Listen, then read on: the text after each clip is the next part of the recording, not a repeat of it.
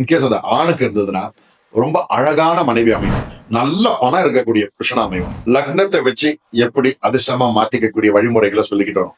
அதுல இப்ப நம்ம பார்க்க போறது கும்ப லக்னம். நீங்க கும்ப லக்னத்துல பிறந்தவங்களா இருந்தா இந்த விஷயத்த நல்லா நோட் பண்ணி வச்சுக்கோங்க. உங்க வாழ்க்கையில இருக்கக்கூடிய பல விஷயங்களை மாத்தக்கூடிய ரகசியம் இங்க இருக்கு. கும்ப லக்னத்துல பிறந்தவங்க அப்படின்னா நீங்க ஜாதக ரீதியா உங்களுக்கு நல்லது நடக்கக்கூடிய சில ரகசியங்கள் இருக்கு.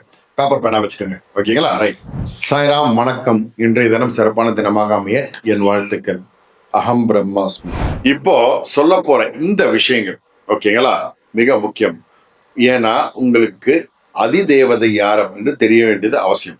உங்களுடைய ஜாதகத்துடைய அதிபதியா யார் அப்படின்னா சனி பகவான். இந்த லக்னத்துக்கு அதிபதி சனி பகவான். ஓகேங்களா? இந்த கும்ப லக்னத்துல பிறந்தவங்களுக்கு மெயினா பிரச்சனை எதுல வரும்னா கல்யாணத்துல தான் வரும். ஸோ அந்த கல்யாணத்துல ஏற்படக்கூடிய தடைகள், அதை உடைக்கிற விஷயத்தையும் இப்ப பார்ப்போம். ஓகேங்களா? உங்களுக்கு கலத்திரக்காரகன் அப்படின்னு சொல்லப்படுது யாருன்னா சுக்கிர பகவான். கும்பலகணத்துக்கு கலத்திரக்காரகன் சுக்கிர பகவான். அந்த சுக்கிர பகவானு யோகக்காரனா விளங்குறார். அதுதான் இங்க இருக்கக்கூடிய மிக முக்கியமான விஷயம். உங்களுக்கு இந்த சுக்கிர தசை அப்படின்னா சுக்கிர புத்தி இது நடக்கக்கூடிய காலகட்டத்துல பாத்தீங்கன்னா நல்ல பலன்களை அள்ளி கொடுப்பார்.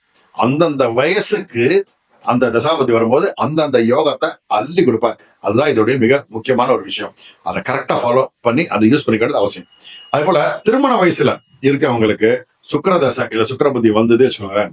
இஃப் இன்கேஸ் அது ஆணுக்கு இருந்ததுன்னா ரொம்ப அழகான மனைவி அமையும். அந்த மனைவி மூலியமா நிறைய வருமானம் வரும். அது சொத்துக்கள் வரும், பணம் அது போல வரும் வச்சுக்கோங்க. அதே போல பெண்ணுக்கு சுக்கிர தசையில சுக்கிர புத்தி நடந்துகிட்டு இருக்கிற காலகட்டமா இருந்தா நல்ல பணம் இருக்கக்கூடிய புருஷனா அமைவான். ரொம்ப அன்பான புருஷனா இருப்பான், நல்லா பார்த்துப்பான், நிறைய அன்பை கொடுப்பான். இது அமையிறது ஒரு பெரிய பாக்கியம் தான் இல்லையா? அதே போல உங்களுக்கு இந்த உங்களுடைய மைண்ட் செட்டே பார்த்தீங்கன்னு வச்சுக்கோங்க, எதுக்கும் கவலைப்பட மாட்டீங்க, கலங்கவே மாட்டீங்க. ஆனா உங்க மனோ பலம்ன்றது கொஞ்சம் நஞ்சம் கிடையாது, ரொம்ப ஜாஸ்தி.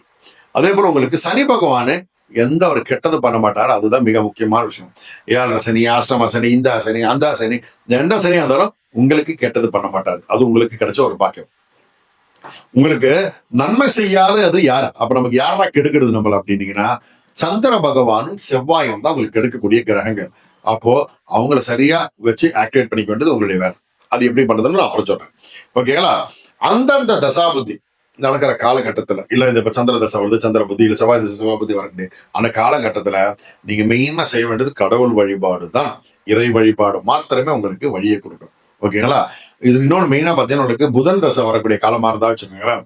அப்புறம் புதன் புத்தி நடக்கிற காலமா இருந்தாலும் பெருமாள் கோயிலுக்கு ஓடி போயிடுங்க. ஏதாவது மகாவிஷ்ணு வழிபாடு பண்ணீங்கன்னா அந்த தசா புத்திகள் உங்களுக்கு அதிர்ஷ்டமா மாறும். ஓகேங்களா? அதே போல பாத்தீங்கன்னா உங்களுக்கு வரக்கூடிய கெட்ட பலன்கள் என்ன இருக்கோ அதை உடைக்கக்கூடிய சக்தி பெருமாளுக்கு இருக்கு. ஸோ நீங்க பெருமாளை வழிபட வேண்டியது மிக முக்கியம். அதுபோல உங்களுக்கு சூரிய தசையில சூரிய புத்தி நடக்கிற காலகட்டத்துல சூரியனார் கோயிலுக்கு 100% நீங்க போயிட்டு வந்தே ஆகணும். அப்படின்னா நிறைய கெடுதலை பார்க்க வேண்டியது இருக்கும். போயிட்டு வந்தீங்கன்னா அது போயிட்டு ஒன்னும் இல்லை, போய் அர்ச்சனை பண்ணிடுவாங்க. உங்க லைஃபே ஸ்டைலே மாற ஆரம்பிச்சிடும். நீ பாப்பீங்க என்னடா இப்படி நடக்குது அப்படின்னு பார்க்கக்கூடிய ஒரு அதிசயம் உங்க ஜாதகத்துல இருக்கு. ஓகேங்களா? உங்களுக்கு அதிர்ஷ்டத்தை வர வைக்கணும் அப்படின்னா ஞாயிற்றுக்கிழமைகள்ல சண்டேல பக்கத்துல இருக்கக்கூடிய பழைய கால சிவன் கோவிலுக்கு போங்க. ஓகேங்களா? இது ஒரு பெரிய தாந்திரிக பரிகாரம் இப்ப நான் சொல்ல போறது. ஞாயிற்றுக்கிழமைகள்ல பக்கத்துல இருக்கக்கூடிய பழமையான சிவன் கோவில்களுக்கு போங்க. போகும்போது சப்பாத்தி செஞ்சு கொண்டு போங்க. சப்பாத்தி செஞ்சு கொண்டு போய் அந்த சப்பாத்தியை நைவேதம் பண்ணி அங்க வர்றவங்களுக்கு தானமா கொடுங்க. உங்க வாழ்க்கை எவ்வளவு அதிர்ஷ்டமா மாறுதுன்றது அப்ப பார்த்து சொல்லுங்க எனக்கு. உங்களுக்கு குரு பகவான் ஓகேங்களா அவர் பெரிய ஒரு பலனை கொடுக்க குருவால் உங்களுக்கு பெரிய பலன் கிடையாது. குரு உங்களுக்கு கொஞ்சம் கெடுததான் பண்ணுவாரு வச்சுக்கோங்களேன். ஆனா அது சரி செய்யறதுக்கு ஒரு வழி இருக்கு. என்னன்னா தஞ்சாவூர் மாவட்டத்துல பாத்தீங்கன்னா திட்டைன்னு ஒரு இடம் இருக்கு. அந்த திட்டையில பாத்தீங்கன்னா அங்க வசிஷ்டேஸ்வரர் அந்த கோவிலுக்கு போய் அங்க இருக்க குரு பகவானை தரிசனம் பண்ணி கும்பிடுங்க. குருவால் வரக்கூடிய அந்த கெடுதல் உங்களுக்கு கிளியராக ஆரம்பிச்சிடும். உங்க பேருக்கு ஒரு அர்ச்சனை பண்ணுங்க. போறோம், வேற ஒன்னும் பெருசா பண்ண வேண்டியது அர்ச்சனை பண்ணுங்க. முடிஞ்சா நீங்க அதுக்கு மேல பண்ணிக்கிறது அவசியம், நீங்க பண்ணிக்கலாம். ஆனால் ரகசியம் என்னன்னா அந்த கோவில்ல குறைந்தபட்சம் 1 மணி நேரம் அந்த கோயிலுக்குள்ள நீங்க சும்மா உட்காந்துருக்கணும். இப்போ மொபைல் நோண்டுறது இதை பண்றது அதெல்லாம் பண்ண கூடாது. சும்மா உட்காருங்க. நீங்க பிரார்த்தனை பண்ணணும், தியானம் பண்ணணும், ஒன்றும் கிடையாது. சும்மா உட்காருங்க. அந்த சும்மா உட்காரதுடைய பலன் எப்படின்றத போயிட்டு வந்து சொல்லுங்க. உங்க அனுபவம் பெருசாக பேசப்படும். ஓகேங்களா? எல்லா காரியமும் வெற்றி அடையணும், அவ்வளவுதான். எனக்கு எல்லாம் யோகமான எல்லா அதிர்ஷ்டம் கிடைக்கணும்.